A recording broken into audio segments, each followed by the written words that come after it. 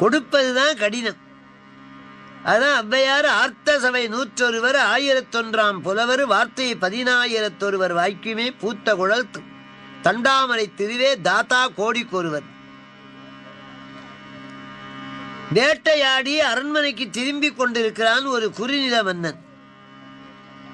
வழியிலே ஒரு முல்லை கொடி தாவி படர கொழுகொம்பில்லாமல் தள்ளாடி தவிப்பதை கண்டான். உள்ளம் துடித்தது, கண்ணீர் வடித்தது.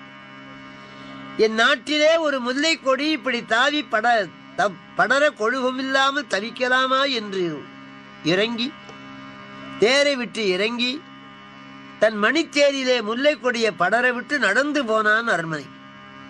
இதில் என்ன கிடைக்குது?